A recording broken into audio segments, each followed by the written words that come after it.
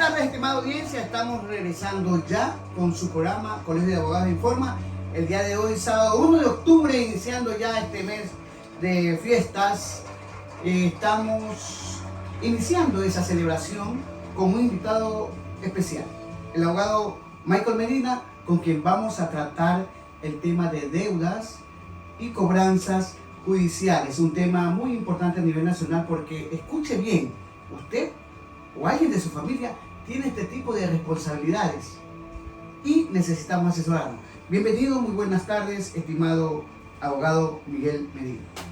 Muchísimas gracias, Félix, nuevamente por darme la oportunidad de estar aquí en tu plataforma y sobre todo por saludar a este público que en definitiva siempre busca la asesoría de un abogado, siempre busca estar al tanto de todas las contingencias jurídicas que se pudieran presentar en base a cualquier situación cotidiana de la vida.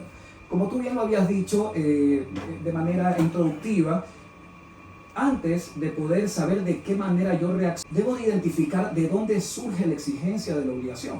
Tenemos que saber si es que la obligación que se está ejecutando, porque la persona que ya prácticamente se convierte en un deudor judicializado, significa que ya hubo un proceso previo a donde hubo un requerimiento constante y reiterado de pago, porque no es que la institución va a reaccionar de la noche a la mañana a judicializar el tema. Tú sabes que el tema judicial es una situación que involucra gasto y que involucra tiempo sobre todo, ¿no? Entonces, en ese sentido, debemos de reconocer primero si la obligación que se esté ejecutando surge por parte del sector público o por parte de la empresa privada.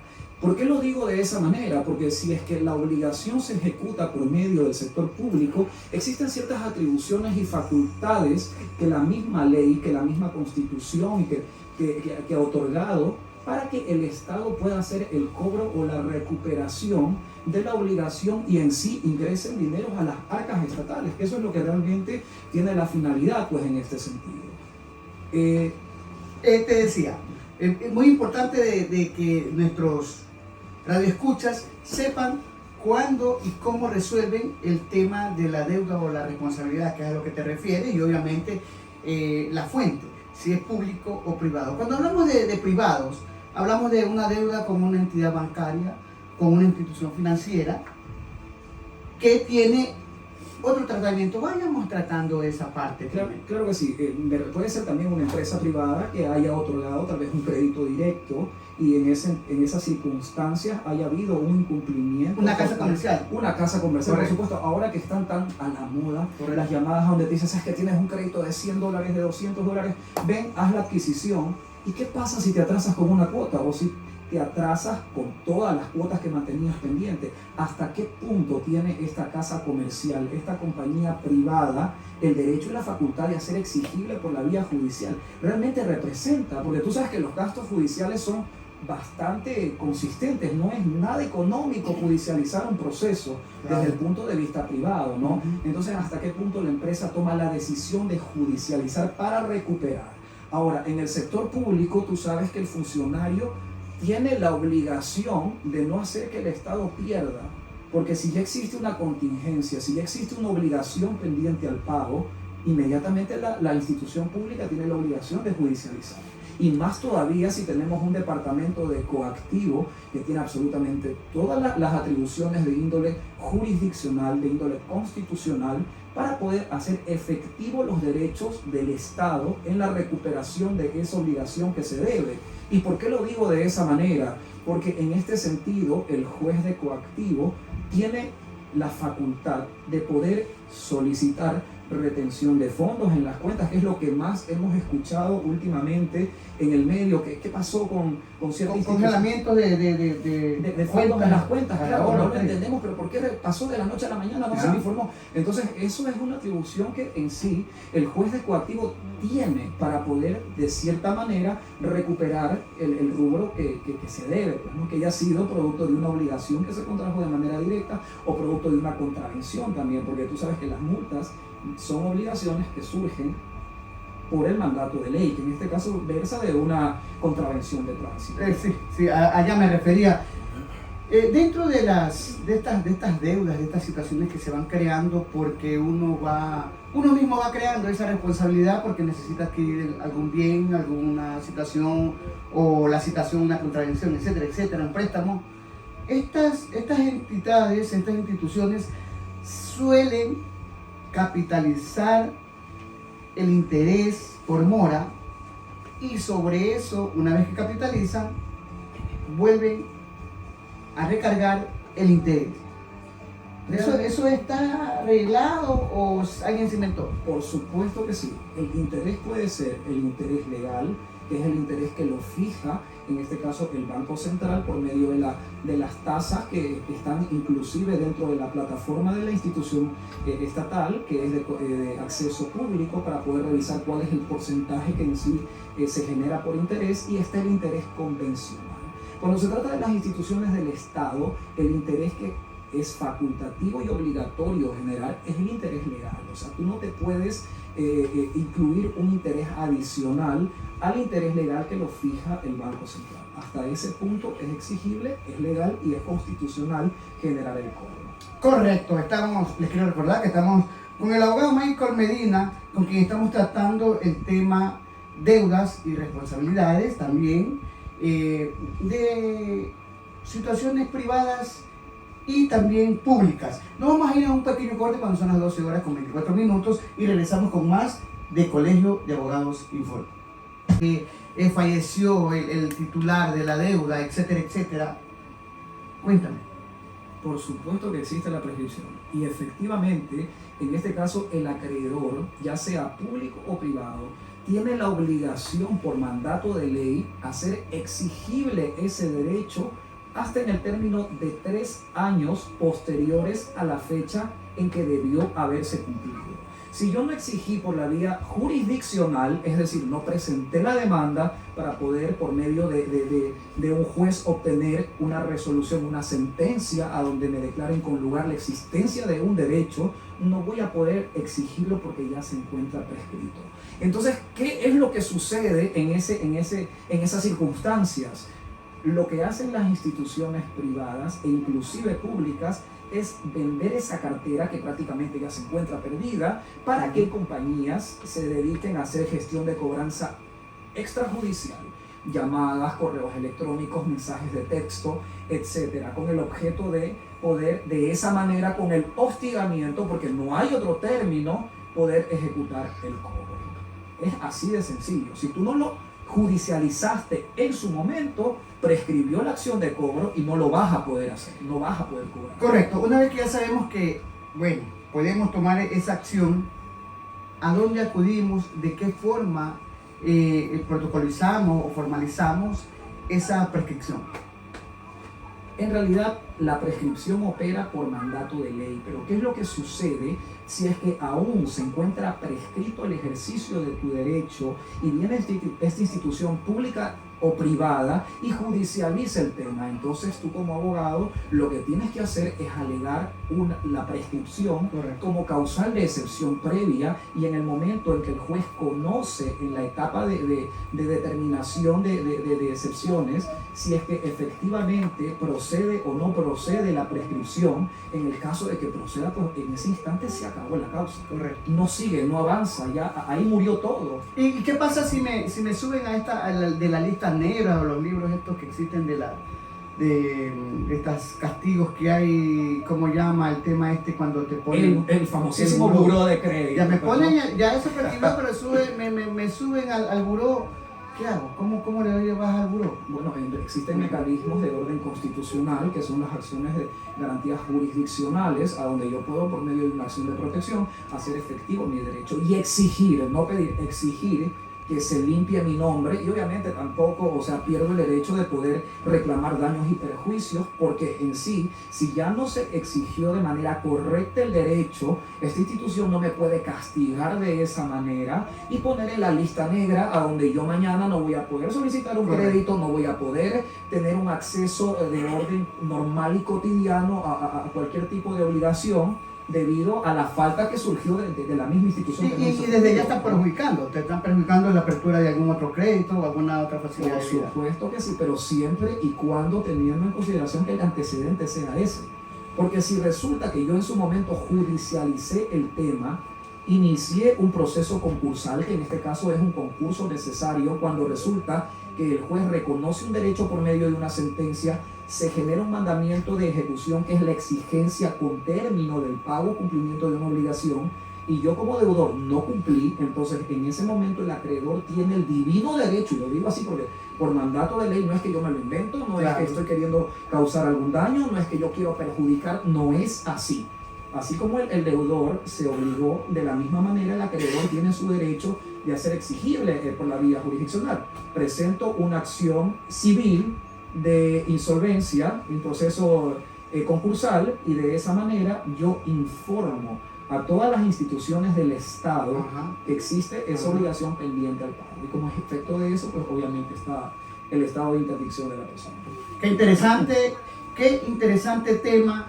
Son situaciones y cosas que la sociedad necesita saber para poder hacer valer sus derechos, más que nada en este tipo de situaciones tan delicadas como es la economía de cada persona y de cada familia. Cuando son las 12:31, queremos, mi querido Michael, enviar un saludo a nuestro amigo en común, el abogado Stalin Duque, el excomisario de San Borondón, con quien tenemos esa afinidad permanente. Pues un abrazo, mi querido Stalin, sé que estás en sintonía de nosotros. En sintonía, en operativos y en todo, pues prácticamente lo vemos a él muy activo en las funciones que tiene. Sí, muy cumplidor. Muy grande, sí, sí, adelante con esa situación. Hay que hacer prevalecer primero la autoridad, segundo el derecho que le corresponde a cada uno de los ciudadanos de San Borondón. Por supuesto, el bien común. Así es. Bien interesante el tema. Hay algo que se nos va quedando un poquito, que es el tema de los jueces de coactivo. Lo hemos escuchado, siempre que nos envían una comunicación de alguna deuda, siempre dicen que estás coactivado, que pasas al departamento de coactiva, que sigues viendo, etcétera, etcétera. Yo quiero preguntar primero, ¿los jueces de coactiva están dentro del distributivo o del tema organizativo del Consejo de la Judicatura o de la función judicial a nivel nacional o no? Los jueces de coactivo se manejan con un tratamiento especial. O sea, en este sentido, el accionar del juez de coactivo está constitucionalmente avalado. O sea, la forma de cómo ellos proceden se encuentra jurídicamente respaldado. No forman parte del Consejo de la Judicatura, pero sí se encuentran legalmente facultados en su accionar.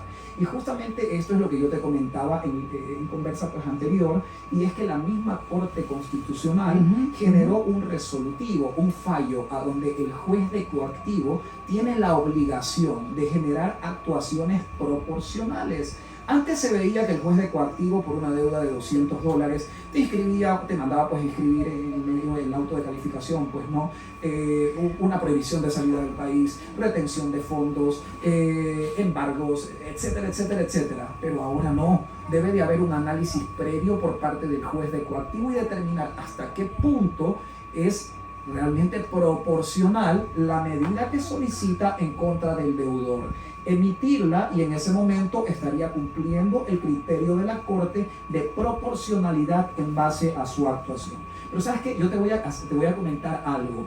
En algún momento una persona que estuvo en un proceso de coactivo falleció, y resulta que fallece, y ¿qué es lo que sucede ahí?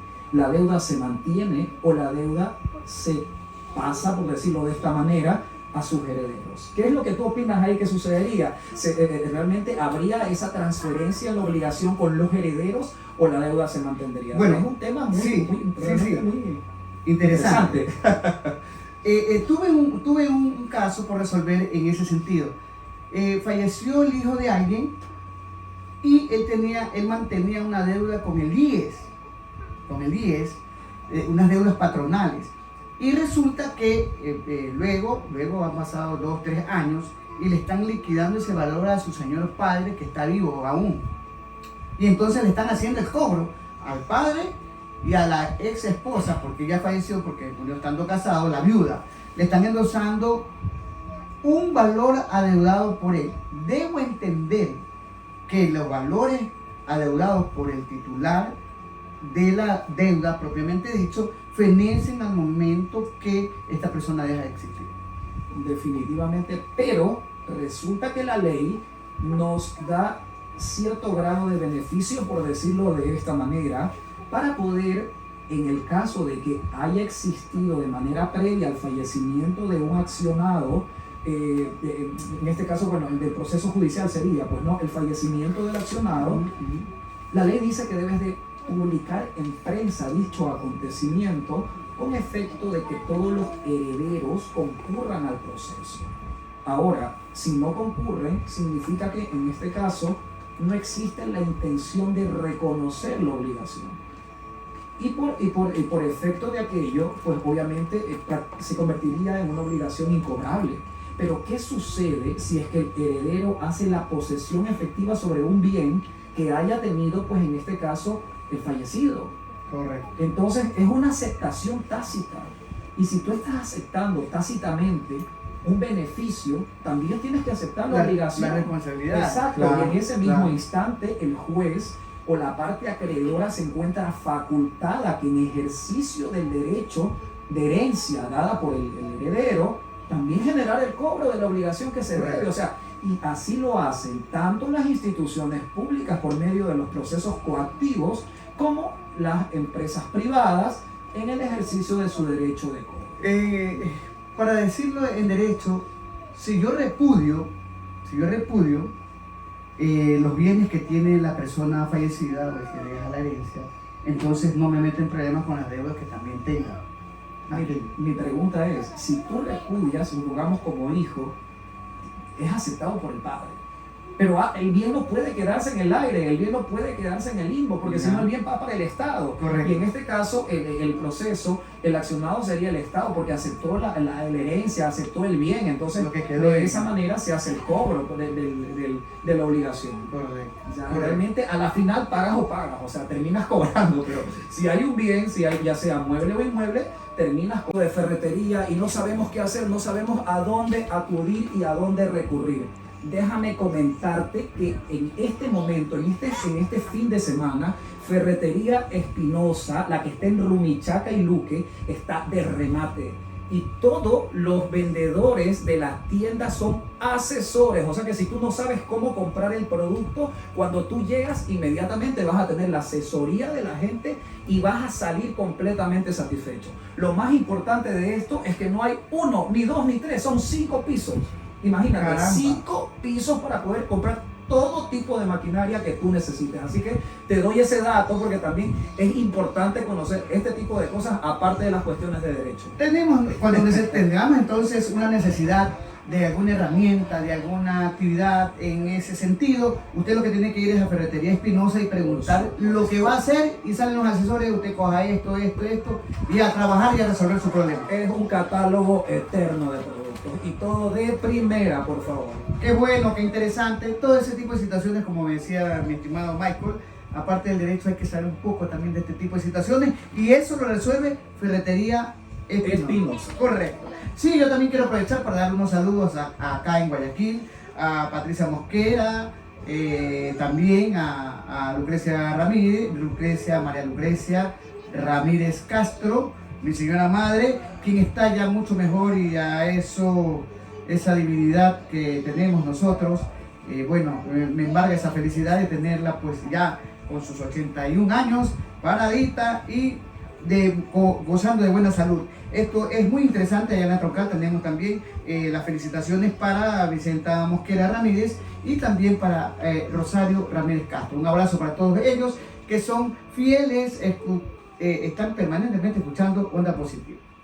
Excelente, estimado Félix. Bien, vamos ahora a retomar este último segmento del tema principal y ya ejemplarizando un poco esta situación. Estas tarjetas de crédito, estas obligaciones que son bancarias básicamente, ¿tienen el mismo procedimiento? ¿Es como que adquieran un préstamo, le dan el mismo tratamiento o tiene un tratamiento alterno este tipo de situaciones? Dependiendo del tipo de obligación que tú tuvieras, se genera un procedimiento que bien puede ser ordinario, puede ser ejecutivo o puede ser de ejecución. Lo más importante, mis estimados oyentes, es que al momento de saber que estamos sometidos a un procedimiento de carácter jurisdiccional, no podemos hacernos ni de la vista ni de los oídos sordos. Tenemos que comparecer, porque si no el proceso avanza. Y el mejor momento para poder llegar a un buen acuerdo, porque hemos hablado que podría haber de parte y parte ciertas excepciones, es cuando recién inicia el proceso. Es decir, cuando no estamos en la etapa de ejecución forzosa. Porque en el momento cuando el proceso inicia, indistintamente el tipo de procedimiento que se dé, porque a la final la parte demandada tiene la obligación de responder en la demanda, va a haber una conciliación, va a haber una etapa de conciliación, a donde tanto la parte acreedora que está ejecutando su derecho por la vía jurisdiccional, así como la parte deudora, que en este caso por A o B no cumplió oportunamente con el pago o incumplió en la totalidad del pago, van a poder llegar a un buen arreglo y así evitarse los efectos jurídicos que se generan en la etapa de ejecución forzosa. Lo que conversaba contigo y que es importantísimo saberlo, que el beneficio que tienen las instituciones del Estado es que ellos antes de la ejecución forzosa pueden solicitar un sinnúmero de medidas. En cambio, cuando se trata de un procedimiento ordinario, no por el tipo de procedimiento, sino por el actor, el accionante, tenemos que esperar hasta la etapa de ejecución forzosa recién para poder tener acceso a embargos, a retención de fondos, a secuestro de bienes. O sea, imagínate todo lo que pudiera suceder dentro de este interín jurisdiccional. O sea, y eso es muy importante porque tú sabes como técnico del derecho que los momentos para poder hacer efectivo un derecho son demasiado importantes. De esa manera para poder asegurar el cobro de la obligación. Pero eso no significa que si tú no los ejecutaste en su momento apropiado, el derecho no se pueda hacer efectivo en el tiempo. Imagínate un proceso de insolvencia, lo que conlleva para la persona. Estamos hablando que prácticamente se genera un estado de interdicción. No vas a poder firmar un contrato, no vas a poder salir del país, no vas a poder abrir una cuenta, no existe.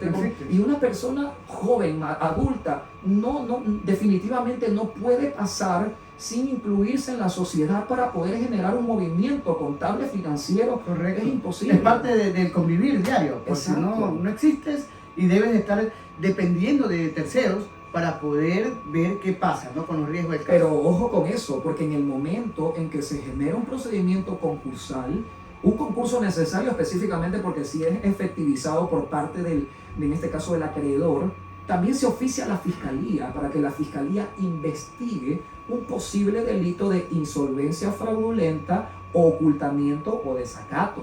Entonces yo no puedo seguir operando criollamente con un tercero para no cumplir con las obligaciones de mis acreedores. Porque si se llega a determinar, estamos hablando que el proceso ya no va a ser civil, sino también entra la naturaleza penal. Y estamos hablando de un delito que es de 3 a 5 años de cárcel. O sea, es algo bastante delicado. ¿Cómo pueden determinar? Me salió rápido esa pregunta. ¿Cómo determinan de que yo estoy operando con el nombre de Alicia Franco?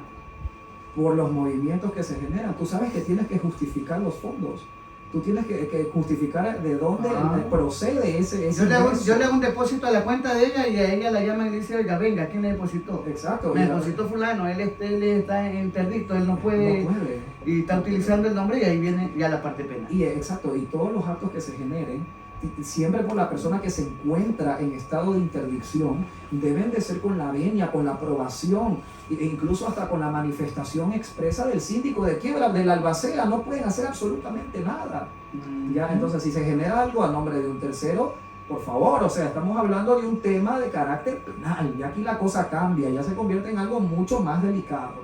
Por eso es que como parte de los sanos consejos que nosotros damos pues, a nuestros radioescuchas, es que cuando existan este tipo de situaciones, arréglenlas. O sea, no se pueden dejar en la nada porque el proceso sigue avanzando. Y cuando el proceso avanza y el momento procesal fenece, oportunamente ya no hicimos efectivo, no hicimos el ejercicio de nuestro derecho. No nos defendimos, no nos descargamos.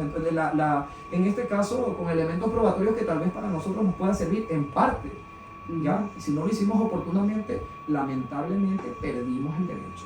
Qué importantes situaciones que se presentan y son, son situaciones con las que convivimos, ¿no? Este tipo de situaciones tenemos que conocerlas de alguna manera para poder avanzar y solucionar estos problemas que son tan delicados. Antes de ir a un corte, me gustaría saludar a los exalumnos del Colegio Vicente Rocafuerte. Existe una asociación protocolizada, existe un acuerdo ministerial con la Asociación de Exalumnos del Colegio Vicente Rocafuerte, que terminó un torneo de exalumnos donde participaron más de 3.000 exalumnos de categoría 30, 40, 50, 55 y 58 años. Un abrazo fraternal para nuestro presidente Pedro Prado Luna, el vicepresidente Héctor Macías, el secretario, quien le habla, Félix Cedeño, y nuestro teléfono. Te quiero recordar que no te olvides de visitar los locales de Ferretería Espinosa. Imagínate tener un asesor en ventas que te diga qué es lo que tienes que comprar, cómo utilizarlo, de qué manera debes de instalarlo, qué es lo que no tienes que hacer para dañarlo, porque a mí me pasa, yo no conozco cómo se maneja un producto y de repente lo conecto mal y se me daña y me vuelvo loco. Entonces, para eso están nuestros asesores, los asesores de Ferretería Espinosa, que están ahora en promoción. Este fin de semana hay una promoción estupenda en todos nuestros locales, que están en el centro de Rumichaca y en Rumichaca. Sí, me dicen que es una estructura muy amplia, muy grande y hay de todo. No como en botica, sino como en ferretería. Es que estamos hablando de más de 50 años de trayectoria. Pues imagínate, es un catálogo que es como una Biblia. Encuentras desde un tornillo, una hidrolavadora, una llave de agua, encuentras vinil, encuentras absolutamente de todo. Y por supuesto, con la mejor calidad que únicamente te ofrece Ferretería Espinosa. Nada más. Yo puedo decir entonces, si se me dañó algo, ¿a dónde voy? A Ferretería Espinosa. Si quiero comprar algo que utilidad de la casa, ¿a dónde voy? A Ferretería Si me quiero inventar Espinosa. algo para que no se me dañe mis productos, mis cosas, mis artefactos, ¿a dónde voy? Por supuesto que a Ferretería Espinosa. Eso no lo dudes. Entonces, si necesitamos algo, vaya a Ferretería Espinosa.